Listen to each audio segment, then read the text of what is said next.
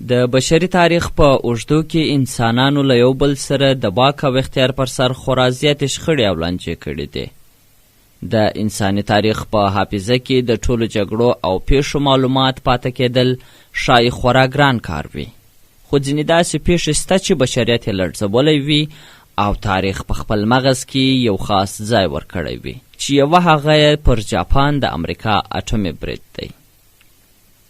په 1945 میلادي کال د اګست په 6 د سهار په 8 بجو او 15 دقیقو د امریکا B-29 ډوله الوتکې چې انولا ګې نومېده پر هیروشیما د کوچني ماشوم په نوم اټومي بم وغورځاوه. دا لومړی ځل و چې په جګړه کې اټومي بم څخه ګټه واخیستل سوه. د یاد اټومي برید څخه ژوندي پاته سوي جاپانیانو ویلي د اټومي بم د برید پر مهال دوی داسې فکر کاوه چې ګوندې دوهم لمر ځمکې ته راکښته کیږي. له دې برید وروسته بیا هم جاپان تسلیم نسو. 3 ورځې وروسته امریکایانو د اګست په 9 د جاپان په وخت پر 11 بجو او 2 دقیقو یو بل اټومي بم چې پاتمن یا چاغ سړی نومېده پر ناګازاکي ښار وغورځاوه او په دې سره دوهمه نړیواله جګړه پای ته ورسېده.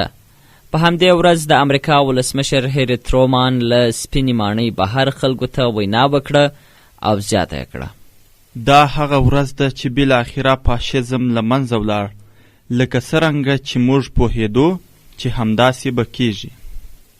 په یادو بمي بریدونو کې تر 1 لک ډېر کسان ځای پر ځای ووژل سول، خو شاوخوا 1,60,000 تنه نور د بمي بریدونو له تخریبي شعاعو څخه د هماغه کال تر پایه له نړۍ وکوچېدل.